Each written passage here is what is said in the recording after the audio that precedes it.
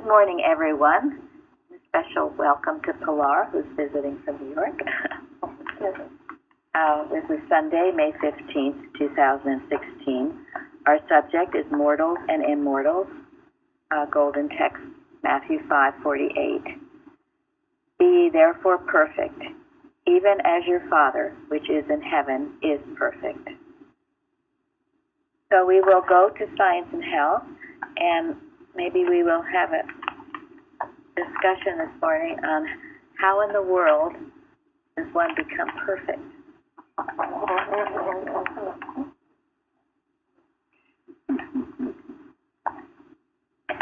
So, first citation, we are instructed that we are made in God's image and after His likeness.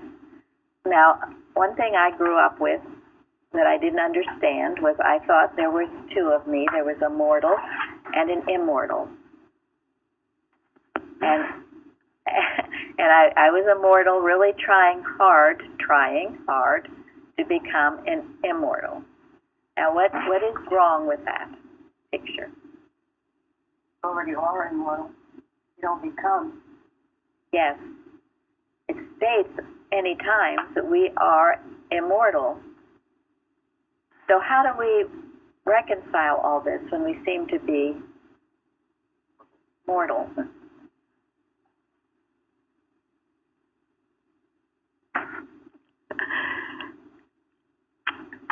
You're just trying to clear away the mist so you can see it more clearly. Thank you, Will. Did everyone hear that? What did you say? Oh. Say it again. You're just clearing away the mist so you can see what is already true. Yeah. Yeah. I mean, I thought this was Christian Science, that I was immortal and I was living in this dream. And that was very upsetting to me because everything is unreal. And so what's it all about, really? But those were all misconceptions about science. You are immortal now, as Eddie says it in this lesson. You're not trying to become immortal. You are one now, and you are now. We all are. And we are seeing through the glass darkly. We're seeing through the mist of the Adam dream. And the more you see it, and the more you get rid of your beliefs, the more heaven on earth you will have. Yep. Christine is here, right? Christine, you said something I thought was so good about the Lord's Prayer, how you were using it. Can you tell that again, please? Sure. Well, I was having a lot of trouble, or sometimes I do have a lot of trouble deciphering my thoughts and pushing them out, or what's real, what's not. So I took the Lord's Prayer, and I would take a portion of it. Thy kingdom come, thy will be done on earth as it is in heaven. So if it to be on earth as it is in heaven, if that thought is not a heavenly thought to me, then it's error talking to me. And if I and then I noticed that when I repeat that a few times, it just dissipates. It goes away, whatever that thought was, or whatever was bothering me. Thank you. It's a wonderful application of the Lord's Prayer. Now, Mrs. Eddy says that Lord's Prayer can heal anything, and we should be saying it and using it during the day. As in heaven, so on earth. We either make our own heaven here or our own hell. And if you are making your own hell, you are in the belief of the Adam dream. You are accepting the mesmeric pictures.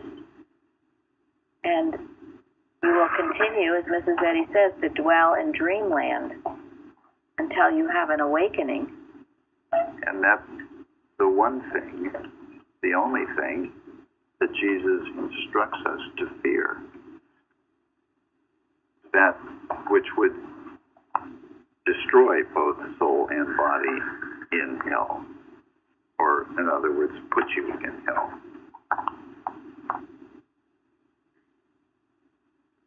I think another practical way that I've used is, if beliefs are changeable, which are the mortal beliefs, what we were brought up with, you are this mortal, you have this and that organ and all that, is to know that these beliefs are changeable.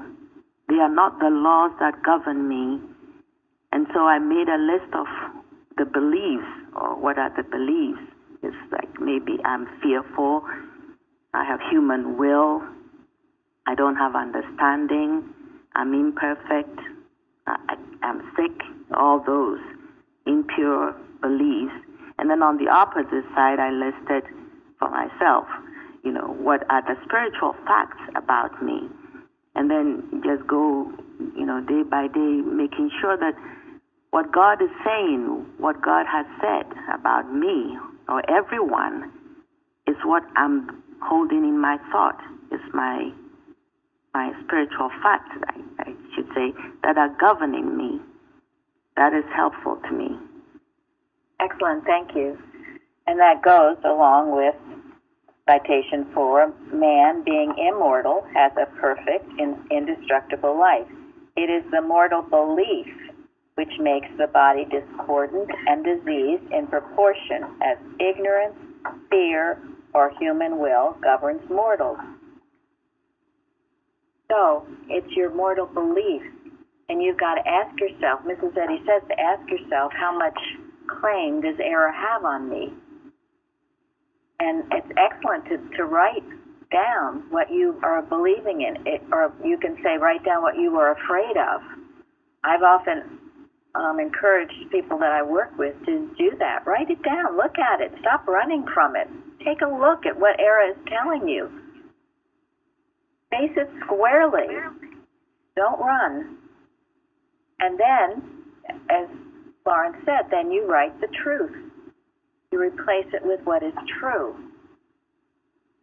Because otherwise these beliefs are these little, the word niggling, or, it just kind of in there in the background bugging you. Yeah. And you think you've gotten rid of it, and then there it is again. Hunt yourself. That's some funny little thing you feel in your body. I don't know, whenever the suggestions come. So you've got to have, as I call it, your arsenal to combat it with what is true. And again, write it down. Look at it squarely. Do not run from it. You run from it, what'll happen? It will show up again. Yes, you'll continue running. It will chases you. Yes. Because when you run from it, you actually give it life. And that is the only life it has. That's why you have to have the counteracting truth. Yes. Right. When you face it, you stop giving it life. But then you see it's nothing, right? You do. And that is proving and handling it. And Jeremy put something on the carousel this week, Forewarned, Forearmed by Mrs. Eddy, and that she talks about, as we talked last week, about handling the serpent. You handle it. You don't run from it. And in order to handle it, you can't be afraid of it. And you make what you are afraid of into a staff, just as Moses did. Now, how does that happen? How does it become a staff, what you're fearing? Is in life. Trying to affirm what is negative, what is not real. But then how does it become a staff to help you? Maybe you learn from it. Yes, yes. You lean on it. You trust it, right? Well, once you realize it's nothingness because you faced it and handled it, yes, then aha, you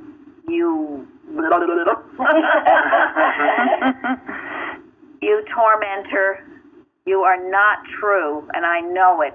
And that knowing and that defeating it is your staff that you hold on to and lean on. And you build your faith and your confidence. You lean on it all the more. So whatever it is that you are afraid of or that you believe in that is not of God, face it and let it become a staff. Because when you face it and when you destroy it, that's exactly what will happen. And you will destroy it. Because Mrs. Eddy says that Era is what? Yes? Lie. Yes? A coward. Yes, a coward before the truth. It is a coward. Just remember that. It seems like such a big bully. Bosses you all around and tells you this and that and awful things, and you let it. Sometimes the symptoms or the circumstance can be pretty aggressive. Yes, it can. Very real to the person that's going through. It certainly can. But it's not stronger than the Almighty God, though. I see on a picture, but it's just a picture. And the louder Era screams, more love, more truth. I think we've also learned that the louder it screams, the closer it is to its annihilation. Yes. It's also why it's helpful to nip it in the bud before it gets so aggressive. If you will notice, it always comes first as a suggestion. Think about it. That's what Christine was addressing. It comes as your you start thinking something. It's not of God. I mean, it can start as a hateful thought that you want to indulge in. And then it starts as this little ache somewhere. And pretty soon you're just flat out and miserable. So that's why. Be so instant in truth, Era is always too late. Science is both curative and preventative, and I happen to like the preventative nature of it. Why get to where you're under a scaffold some way? But if it happens, even there, God is with you. You make your bed in hell, God is there. So not to worry. Even the worst situation. I have told you about that book, Dying to Be Me, which is a very medical book. It was written by someone who was not a Christian Scientist. I think she was Indian, living in China. I've since heard she lectures. She's been on television. I don't remember her name, but She has a website. she has a website. Okay, she goes through it all. She was afraid of getting cancer, and she got it, and then she died. And then what happened? Did you read it? I did not read the book, but I saw the website. She had some kind of experience. She came back. She was, I guess, allowed to come back, and Her father encouraged her to come. right, and all the cancer was gone. Everything was gone, and the doctors were really surprised to see her back again into the living. Into the living, and it was medically documented that she had this cancer, that cancer killed her. Mm-hmm. And she went to the other side. She saw her father as well as others there. Her father told her to go back and live your life courageously, which she did. And when she got back, there was no cancer. It was gone. She knew it would be gone because she knew that she hadn't died. Therefore, it hadn't killed her. And then she found that it was, and she writes about this, and a lot of it I couldn't read because it is very, very medical, and I wouldn't read all that medical stuff, but she goes into, it was the beliefs that killed her, and that the world is asleep in its beliefs. And what I've read the book. Her name is Anita Morjani, and she said that heaven was so nice she didn't want to come back. I mean, it was just filled with love. And one of the reasons for the title, Dying to Be Me, was she was trying to please everyone else, her culture. She wasn't comfortable necessarily with the religion that she was reared in. And she wasn't being herself. She didn't have that connection to God that, we all try to have. So I agree with you about the medical. But if you can kind of skip over that and just read the spiritual parts, it's so empowering. Yes, thank you, Dale. Yeah, those were good points. That's why she was dying to be me. And so it's a very excellent title. Are you dying to be you? Because all that will die is your beliefs. That's all that can die, are your misunderstandings, your misconceptions, your beliefs about God. All that ever is destroyed is error. You will never be destroyed. So why go down that path if you don't have to? I mean, if you have to, you have to. You'll still wake up and find out it didn't kill you. I've told you it was interesting because she was in intensive care. And anyway, she was so happy and laughing, and all her friends were visiting. They had to take her out of there because she was the disturbance. She was disruptive. She was disruptive. Taking everybody up. That's right. That's true. And she let the doctors test her, even though she knew there was no cancer, and because they were in disbelief. And it wasn't like she was just gone for 10 minutes. She'd been gone for a little while, and then that's why, again, the doctors couldn't believe it. So think of that. Are you dying to be you? Because that's what's killing you. Dying to be you. So you don't have to die to be you. You don't have to die to become an immortal. Some of these stories are really fantastic, but I feel like somehow it's maybe perpetuating the fact that heaven is somewhere else, or we cannot realize it here. Of course, what they're experiencing is that these misconceptions about them are not real, and I think that's what they see, this beauty and what the light and all that, which can be experienced on this plane also. I don't know, am I, going... No, well, I'm not saying it's not true what they experience. I'm just saying it gives somehow some people a belief in that unless you go through that step of so-called dying, you don't see that, which Mrs. Eddy is saying heaven is here now if we correct our view.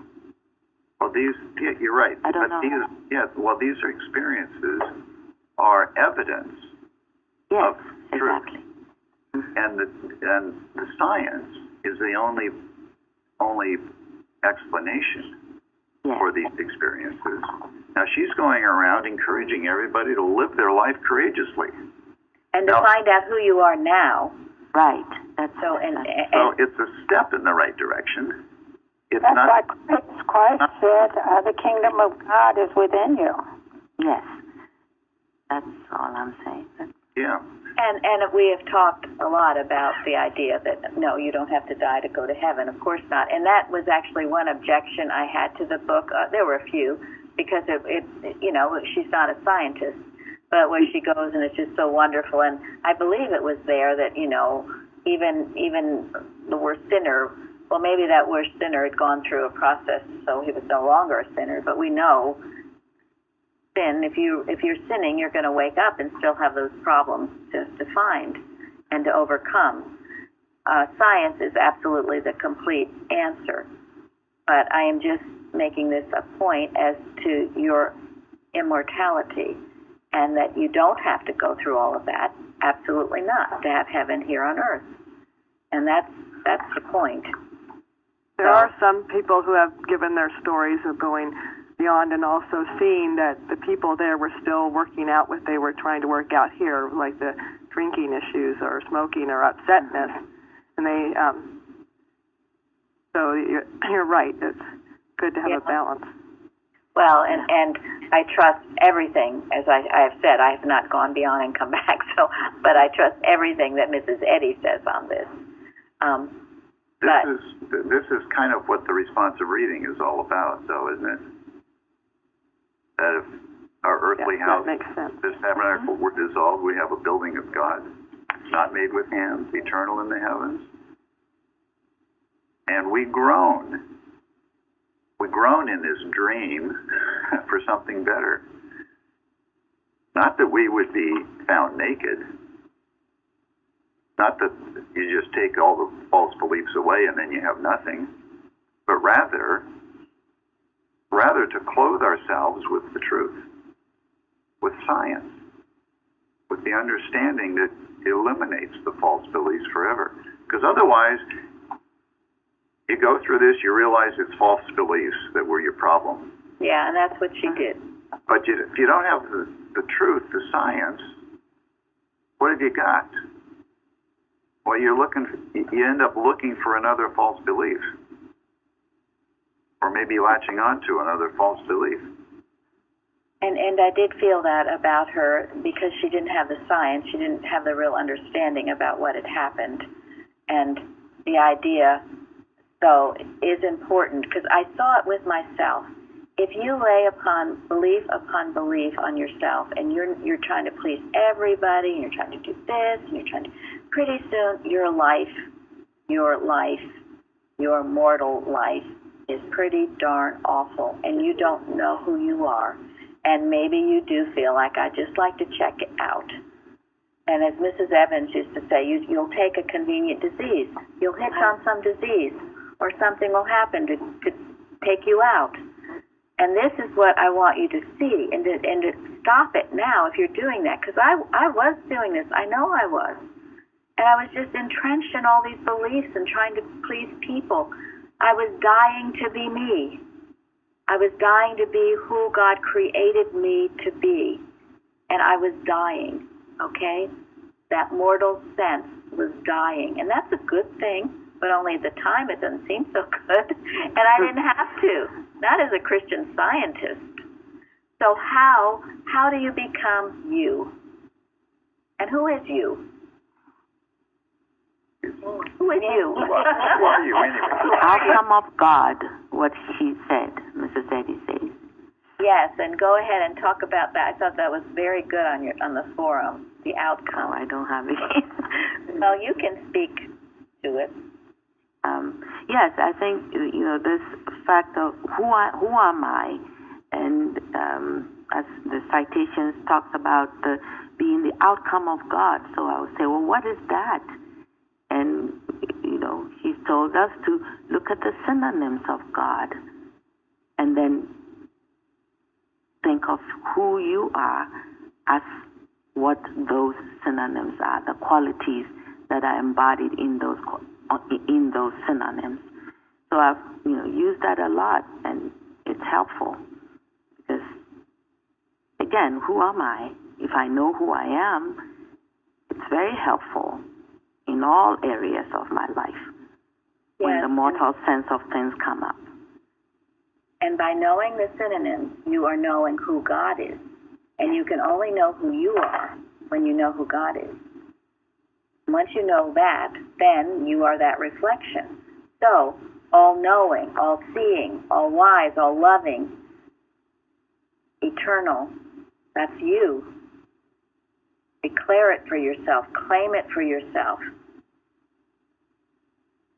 And then, because this is a major point, and Dale, thank you for bringing that up, is this idea, once you know who God is, that is who you please. Yes.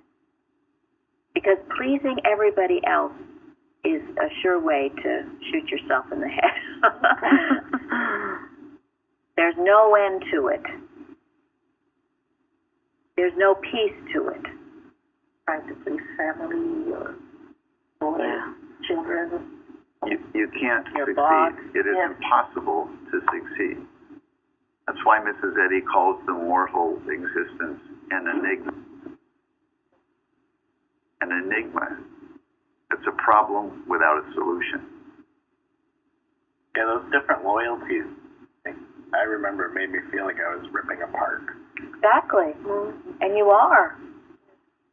You are. It's just awful. And no matter what you do, it's never enough. It's never enough. So how can you kind of bridge that? Like if you're in a work situation that there are things that are going on there that you have either outgrown or you know they're wrong, but yet you're in there because you need to work, you need to pay your bills and so on. How can you bridge that conflicting situation of, okay, this is what I believe, but yet, I'm in this situation. I cannot really speak loud. I work in a medical environment. So for me to kind of tell everybody, well, that's the solution. You just, the body, it will get me out the door in a second because people are so entrenched. And in the meetings that I go to, I can see, I just try to keep my thoughts free from whatever is going on at that moment. But it's a struggle. It's really, I feel myself sometimes that under attack. I'm sure. You're in a law firm. Yeah. Go. What do you do? Yeah, you know that the only law is God's law, and the only law in the medical is God's law. None of that is law. It's all theory. It's not God's law. And the stronger you are on that, the more you do it, the more you handle it, the easier it gets, and the stronger you become. And sometimes you're removed out of it. Sometimes you're moved to a different situation, or sometimes you just rise above it. But you persist, and you don't let it get to you. You keep it up. I tell you, I sometimes get angry because when I hear this speculation that goes on, I say, but they really don't know. They're just speculating about somebody's situation. That's why you can't bridge the two. Yes, exactly. Yeah. There's no connection between the two. Mrs. Eddy says every doctor should be a Christian Scientist. Right. You bring to your situation the truth, and that truth shines through you. Where there are conflicting theories, you rise above them, and you stick to what you know is true, and God will use you. God will use you. You don't have to bridge it, okay? Not my work. It's not your job. That's God's job to put you where you will be of most use to Him. And as Carol said, that could remove you or change the situation, or if whatever's your duty to do, you can do without harm to yourself. If this is where you are now, you stick with that. You can do it without harm to yourself. And you remember, you bring the Christ. You are the authority. Don't bow down to their beliefs. And I don't care what position you might be in or who's over you. You are the Christ thought. You go in with the authority of Christ every day. And that's not easy. I can imagine it. But that's how you do it, knowing that truth. You go in to heal it. I tell people who have a hospital experience to go in and heal the hospital. Go in and heal all the people. Don't be worried about yourself. Start praying for everybody else. And Beth had remarkable, wonderful things come of that, including Jim, who handed out Science and Health to everybody he met. And is now free of that, even though there was very, very negative speculation on him. But he rose up out of it as a victor, not a victim. It can be done. It takes strength and courage. In a way, you're Daniel in the lion's den. Keep your focus. Remember that picture. He was looking out at the window, not at the lions ready to eat him. And always remember, wherever you are, you serve God. He is who you serve, just as Daniel said. Our boss is not some human person. It is God. Anybody else? Yeah, Gary has it a lot too. He's not in medical; he's in the business world. Well, yeah. I mean, no matter what you do, if you're working with other people, you're going to have false beliefs to deal with, whether they're medical, whether they're legal, whether they're business, whether they're economic, whatever they are, you're going to have them to deal with. So, when this corruptible shall have put on incorruption, and this mortal shall have put on immortality, death is swallowed up in victory. You stick with what you know to be the truth, and death will be swallowed up in victory. Your situation will be, you will be victorious in whatever situation you're in. So go for it. Don't try to compromise. Don't try to bridge anything. Don't try to please anybody. Please God, and you will be the victor. Be loving to the people too, though, because Daniel wasn't mad at the king. He wasn't mad at any of those people. Or the lion. Nor the lion. Right. No part of it got higher up.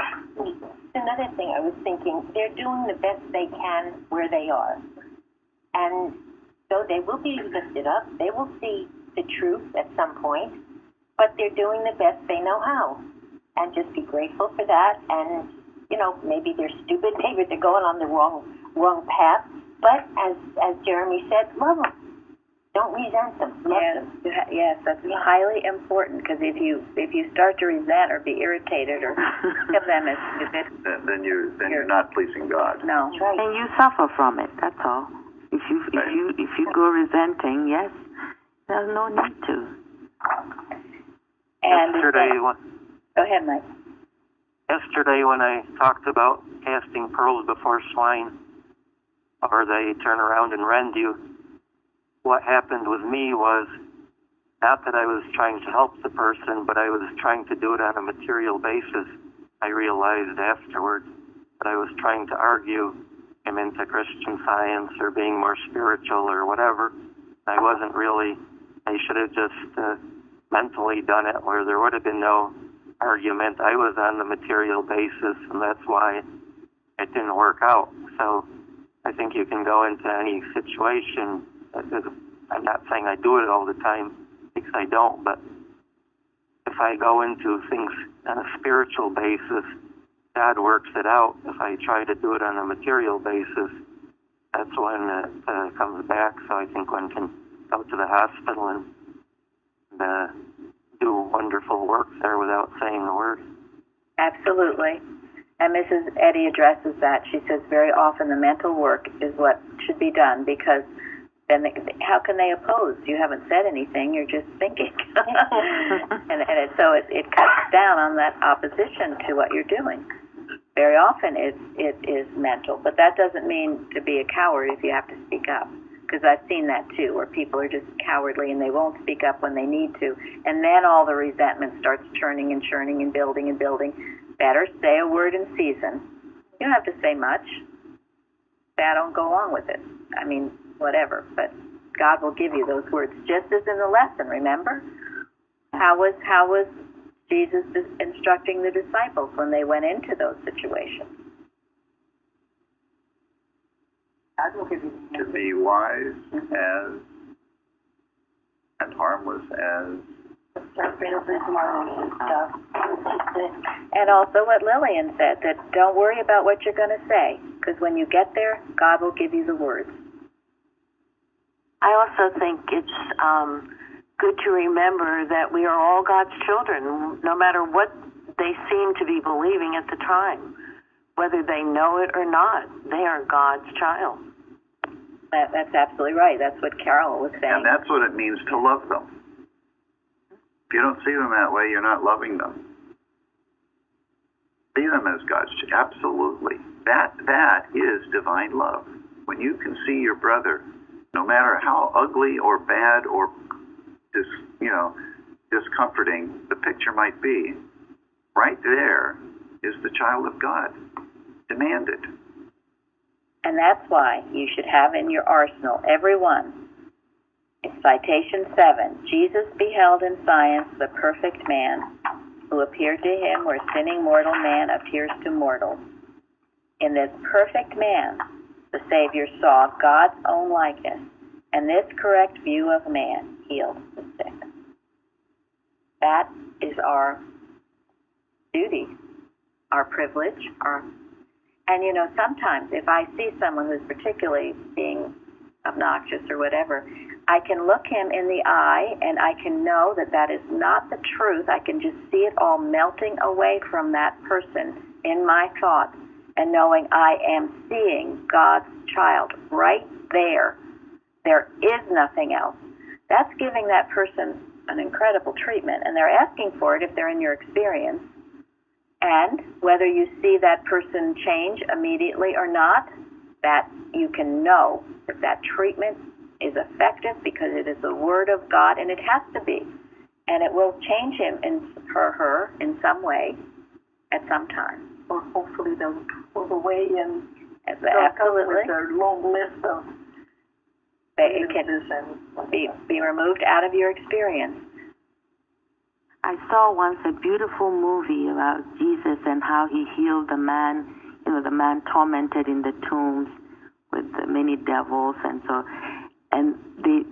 how it was depicted, how Jesus was looking at him, and you could just see in his thought how that change came about. He was just looking, didn't say anything, and before you know it, this man was sitting at his feet.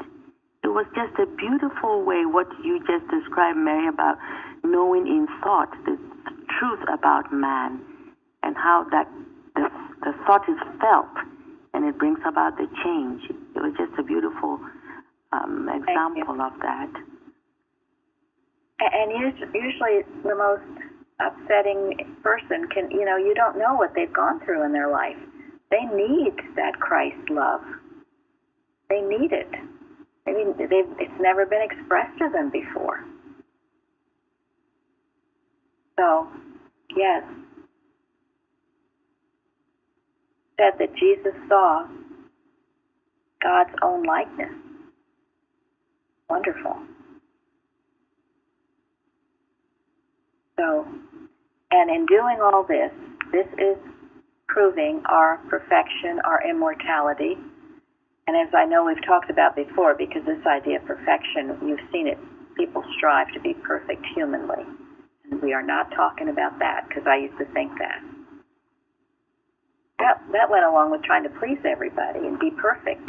Perfect little Christian scientist. Be perfect in everybody else's eyes. Yes. And that never works out. Never. No. It's all human. So again, how do you become perfect?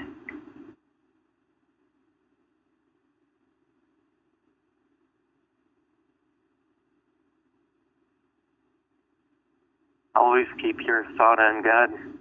I'm having a heck of a time with it, but it's a wonderful time, and that's when I realized I didn't do all these years in Christian Science, was that I was always wandering in the mortal thought. Yes. And Mrs. Eddy says in the lesson, to be with the Lord is to be in obedience to the law of God, to be absolutely governed by divine love, by spirit, not by matter. And that's what Mike was addressing. Do the best you can to be obedient to your Father. And then, 13, the divine demand, be therefore perfect, is scientific. And the human footsteps leading to perfection are indispensable. Individuals who are consistent, who watching and praying can run and not be weary, walk and not faint, who gain good rapidly and hold their position, or attain slowly and yield not to discouragement. God requires perfection, but not until the battle between spirit and flesh is fought and the victory won. So don't despair, folks, if you don't feel like you've reached. That's the thing, not to despair. Not to despair. Sometimes you feel like, what am I Keep doing? the high goal in mind.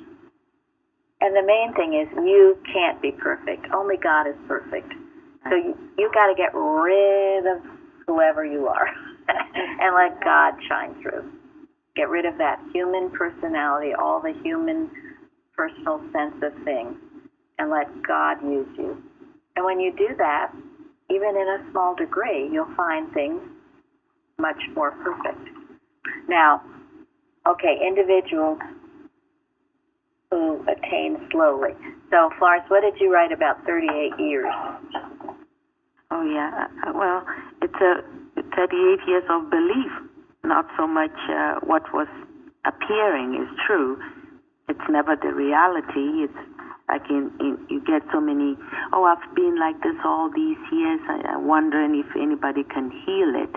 Well, it's never been true all these years. Mrs. Eddy says, has no history, right? So it really was never true about this man. And when Christ Jesus came and showed him right then that, listen, this has never been true about you, he got up and he went in like he should. He should have all those years. It's always the belief, never the truth. Thank you. And someone, maybe it's Bicknell Young, he says in every healing, you have to handle the sense of time. Because in science, what is time? Time. Pardon me? What is time?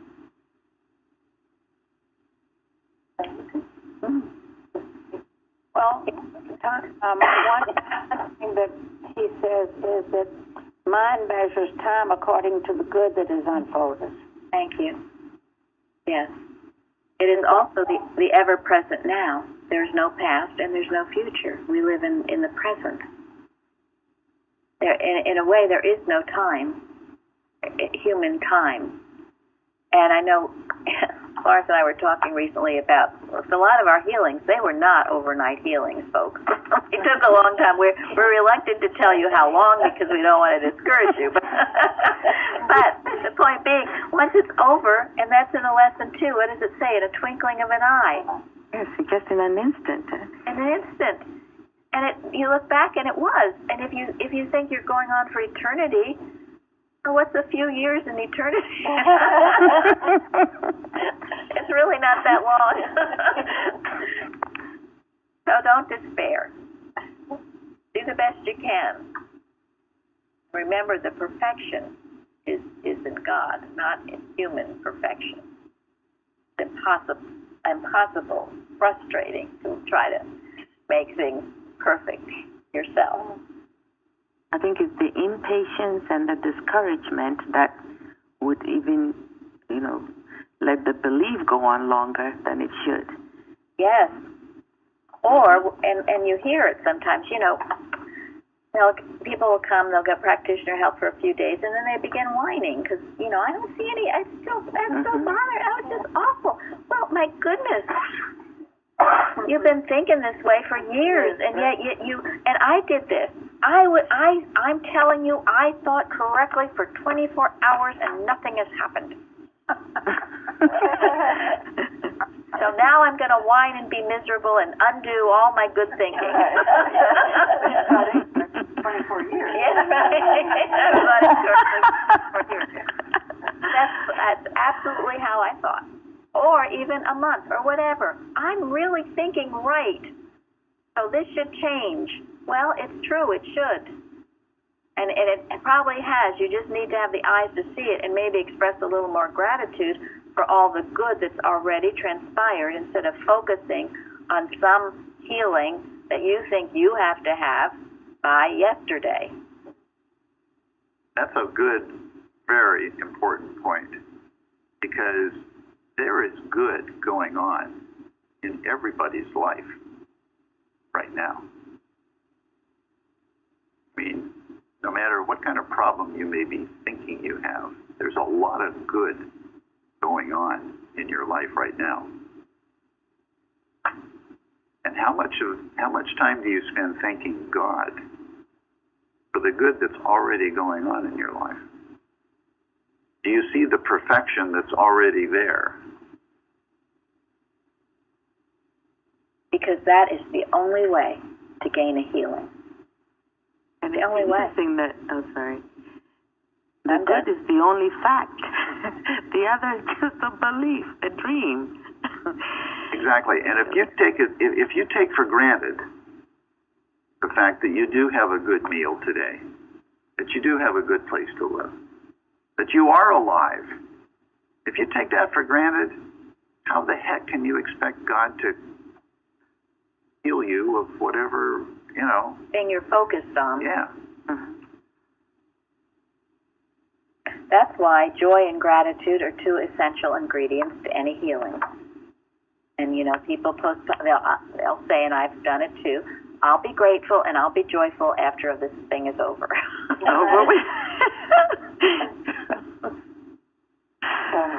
Oh boy. That's not it. You got to do it, be joyful and grateful now, because in truth the thing is already over. You just need to get into that oneness with your Father. What did Jesus do before he raised Lazarus? Thank God. He gave thanks to God. And it wasn't the first time he did that. He did that regularly. And you want to think about working in difficult circumstances? Think of Jesus in the Roman Empire. Those were difficult circumstances. He didn't have good. He could have complained a lot. Yeah, he could have complained a lot about his job, people he was working with. He could say they didn't get it, and that they weren't in the right mind, and that they just weren't very helpful, or whatever. But he didn't. His thing was to heal it, not to complain about it. Know the truth about it. So, if you ever think your situation is hard, think of his. Think of Mrs. Eddy's continual opposition, all that she overcame. Never, ever do you hear anywhere that she ever whined or complained or ever. She said, what did she say about she was the debtor to God? And I think this is why that ingratitude is such the unpardonable sin. It is. And if you feel you don't know where to start, you can always start with that. Count your blessings one by one. That's an instant connection to the Father. To be grateful for life, truth, and love. The more that you do, the more you see, the more you will have, because it's all around you. Your eyes are just shut. The mist, as Lillian said in the beginning. And the mist will lift, and you will see what God has already done and created. And guess what? It's perfect. Well, I thank God every day that I found Plainfield. I know, that's so sweet. And those of you that are so grateful for Plainfield, that means a tremendous amount. And we're grateful for it too. We are grateful for it. Because it is Emmanuel. It is God with us. It is God's doing. And all that we share, everything that we do here, our prayer is, this is God teaching. God's teaching the class. We all sit at the feet of Jesus to learn. I'm always amazed at how much I learn from these times together. And what greater thing do we have to do than this? And that's why we are also grateful for you all who put it into your, I'm sure, busy schedule. But you do, because you see it as a priority. And it is all for the spiritualization of mankind. That's the purpose. The definition of church. Rouse the dormant understanding. And as you learn these truths and take them into your heart and live them, you will change your experience, your environment, your city, your nation, and your world. Don't ever doubt that. So we have a tremendous amount to be grateful for. And I counted, I think perfection was mentioned at least 12 times in Science and Health. So, now one other thing we can mention briefly before we end. A wicked mortal is not the idea of God. He is little less than the expression of error. To suppose that sin, lust, hatred, envy, hypocrisy, revenge have life abiding in them is a terrible mistake. Life and life's idea, truth and truth's idea, never make men sick, sinful, or mortal. So what does that mean to us? This is an important point Christian scientists can get hung up on. Citation 5. Do you love a wicked mortal? No. Make sure you don't love a wicked mortal. You have to replace what you believe to be seen as perfect child of God. The wicked mortal is not the truth, and if someone is hanging on to their wickedness, then we talked about it yesterday, you flee from it, you get out of there. You don't love a wicked mortal. Shake the dust off your feet. Mm-hmm. It's not the truth about them, but if they're going to hang on to it, then and not be receptive to the truth, you don't. I like what you and Mr. Singletary talked about, that you don't redeem evil. I thought that was very helpful, that concept. Yes. All evil, wickedness can do is destroy itself, and it will destroy itself. If the person hangs on to it, it might seem to destroy the person, at least for a while. Mrs. Eddy says these things. They're not loving and kind. They're the truth. So, a wicked mortal, stay away from. You don't want to go down the tubes with it. Let it be. It'll destroy itself. And it has to. It should. Otherwise, wickedness would spread in belief. So that's a very important thing. An immortal is not a wicked mortal. Okay, we're going to end. This is a miscellaneous questions and answers. I guess I'll have Gary read it because it relates to what we've been talking about the last couple of weeks.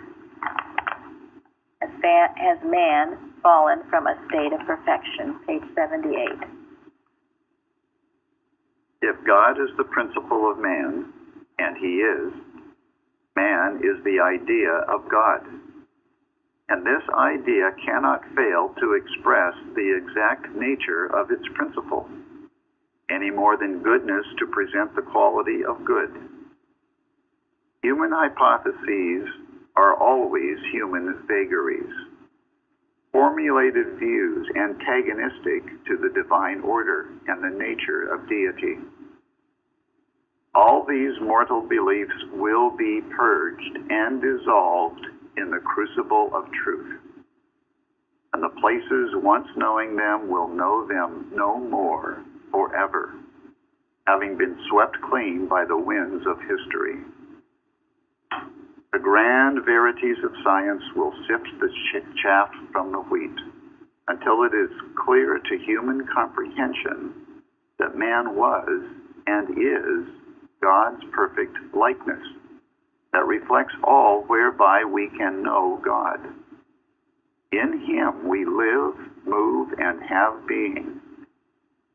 Man's origin and existence being in him, man is the ultimatum of perfection, and by no means the medium of imperfection. Immortal man is the eternal idea of truth that cannot lapse into a mortal belief or error concerning himself and his origin. He cannot get out of the focal distance of infinity. If God is upright and eternal, man, as his likeness, is erect in goodness and perpetual in life, truth, and love. If the great cause is perfect, its effect is perfect also. And cause and effect in science are immutable and immortal. A mortal who is sinning, sick, and dying is not immortal man, and never was, and never can be God's image and likeness, the true ideal of immortal man's divine principle. The spiritual man is that perfect and unfallen likeness, coexistent and co-eternal with God. As in Adam all die, even so in Christ shall all be made alive. That is who you are. So we will go and have a perfect service. with God's presence. Thank you all. Thank you. Thank you so much.